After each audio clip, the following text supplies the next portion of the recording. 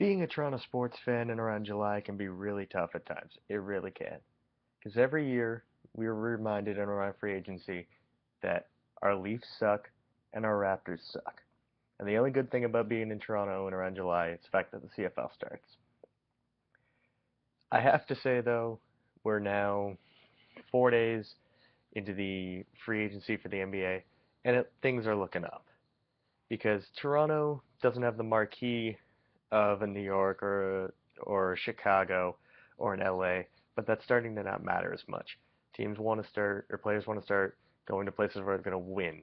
That's why Greg Monroe picked the Bucks over the Lakers and Knicks. Now Toronto has still got a ways to go, and some people have looked at Toronto's offseason as a joke so far, and I'm not sold that it's a joke, but I'm also not going to say that's the best offseason in the league.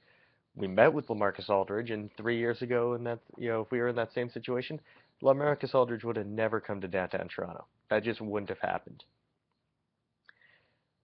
But this year, we have gotten some good pieces. Now, Toronto has never been good at basketball. The Raptors have always been, well, we've had way more losing seasons than we have winning seasons. Let's just put it that way. Now, bandwagon fans, because I refuse to call them real fans, I watched all, with the exception of one game last year. So I knew what we needed. I knew we needed better defense because what we got in scoring from Lou Williams, we lost John Solomon's defense. Landry Fields can't play, couldn't play defense last year. Gravis Vasquez didn't know how to play defense. Patrick Patterson forgot how to rebound. It was problems that I saw over and over and over again. And this year it looks like we've finally found a way to fix that. Because bandwagon fans see the losses and they think Masai Ujiri should be fired, Dwayne Casey should be fired, Kyle Lowry should be traded, DeMar DeRozan should be traded, Jonas Valanciunas should be traded, and Terrence Ross should be traded. So that's 6 things that I saw all the time on Twitter. And there are 2 that I agree with.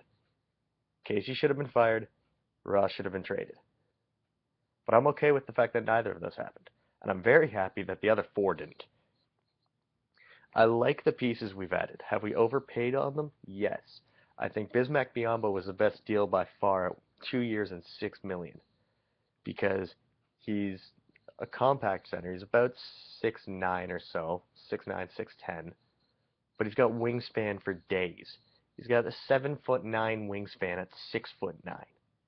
You could use him at power forward. He basically, I think, would be a better version of Tyler Hansbrough, and I liked Tyler Hansbrough last year. He just didn't get enough minutes. Losing Amir Johnson sucked, but I wouldn't pay Amir Johnson $12 million a year. I have a big issue with the way free agency's gone, because with the salary cap going up, everyone is getting $10 million a year, it seems, and it's getting a bit ridiculous. Amir Johnson has never been worth $12 million a year. I don't know what's going on with the NBA, but that needs to be fixed. It's sad that the salary cap in 2017 is going to be $107 million per team, and in 2017 the NFL salary cap is going to be at around $160 million, and they have to carry 3 times the players. But I digress. Paying DeMarre Carroll $15 million a year on the surface looks ridiculous. It really does, especially when LaMarcus Aldridge is going to be making 20.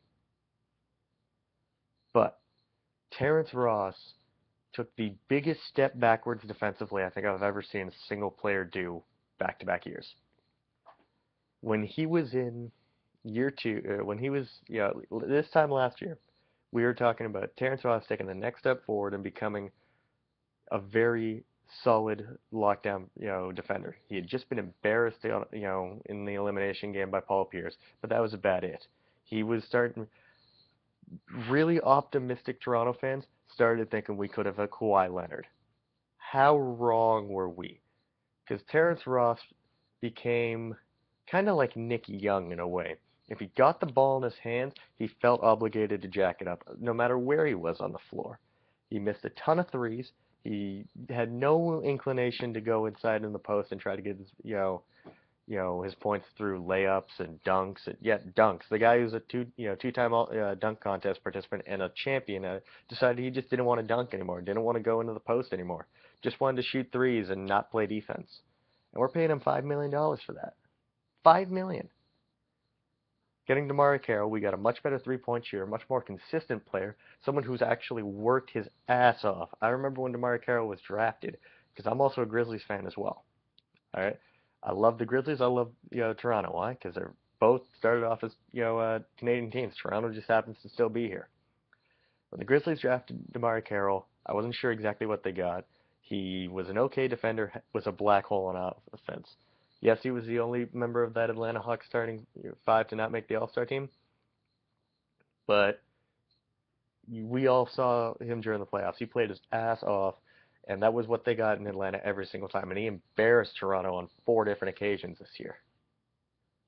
So getting him for 15 million is a bit much. I probably would have done 4 years in around 40 to 44. I think about 10 million, especially considering we're paying DeRozan about 10 million. I'd probably even go less, but I'm doing this purely based off of what the salary situation's looking like. With everyone getting paid huge money that they probably don't deserve, I'd still probably pay about 4 or 40.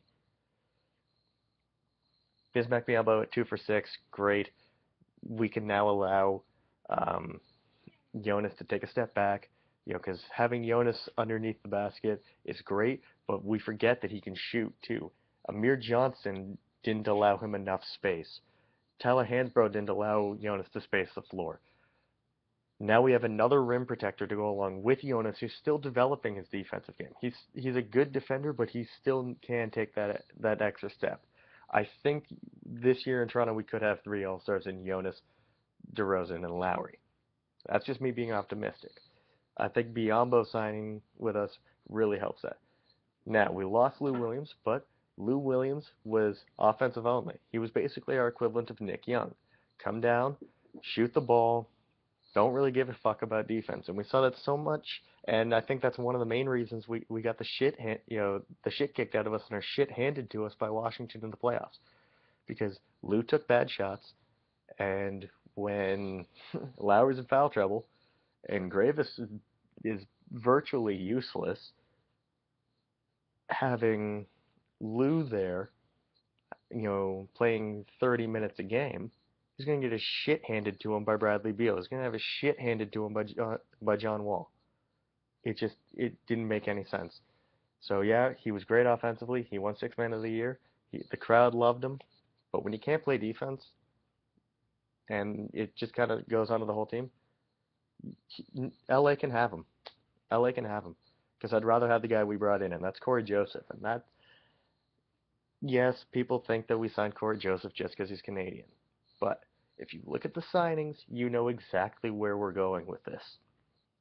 You have a defensive-minded rim protector, a guy who's still, yes, at 27, 28, whatever DeMarre Carroll is, developing his offensive game, will never be an offensive superstar, but is a lockdown defender on defense. Doesn't have the luster of a Chris Middleton, whatever. Don't really care. We wouldn't get Kawhi Leonard in the door anyways. Doesn't have the luster of a Chris Middleton, but fuck it. It's a big signing for Toronto. We don't get a lot of them. And then to have a tough, defender at the point guard position, something we've lacked severely for years, and who just happens to be from right in our backyard. That's why we brought Corey Joseph in. It's not because he's from Toronto. It's because of what he does on the court. He's a much better defender than Gravis Vasquez will ever be.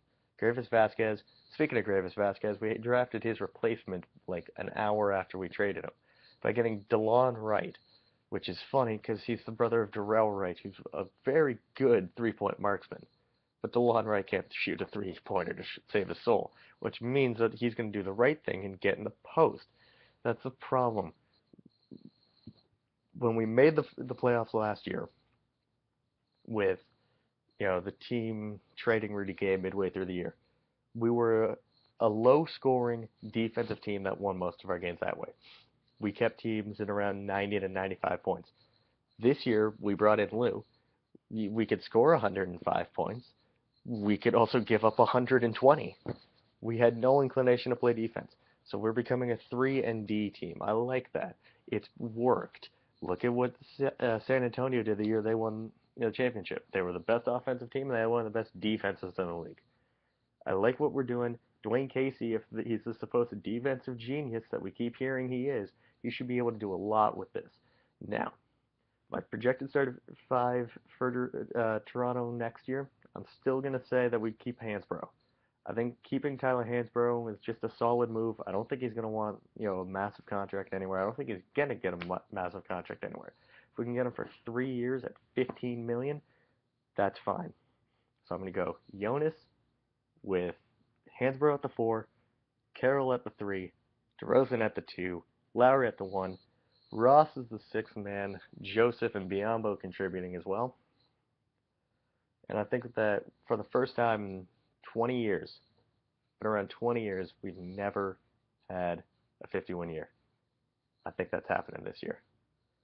Are there any more players out there that I'd like to see us get? Not really. I was really hoping that Wes Matthews was going to sign, but when I found out he was signing for like $15-16 million a year or whatever he signed for, it made me wonder why I wanted him in the first place for that much money, especially considering he's coming off of a torn Achilles. I'm glad that some of the guys that contributed to us getting our shit kicked in the playoffs are gone because of their lack of defensive awareness. Patrick Patterson should be next. I'm not a big fan of Patrick Patterson and never have been.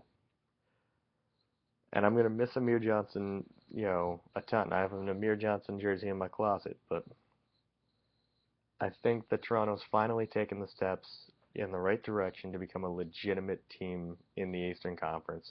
And that's the thing. Last year, in the 2014 calendar year part of the season,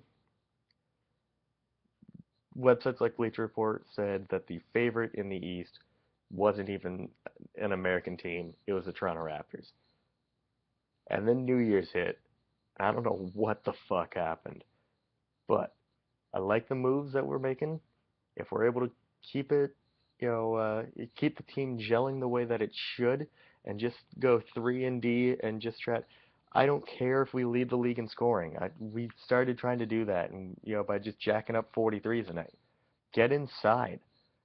Dwayne needs to learn how to use Jonas because he's Jonas Valanciunas would sit out fourth quarters of most games.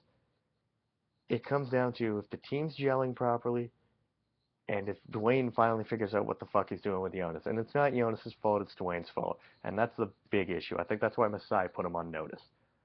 But overall, I'm thinking if the Raptors can make 1 or 2 minor moves, basically to fill out the bench, because the bench is looking pretty weak right now. But if we can just make some moves to fill out the bench, I see no reason why this offseason can build towards Toronto finally winning a best of 7 series. We have 1 playoff series win back, in the early stage of the 2000s, and it was a best 3 out of 5. I'm saying if Toronto makes another couple of moves that are exactly like I said, that to just build up the bench, keep the team gelling, no reason why I don't see 55 wins next year and either a semi or a conference final appearance.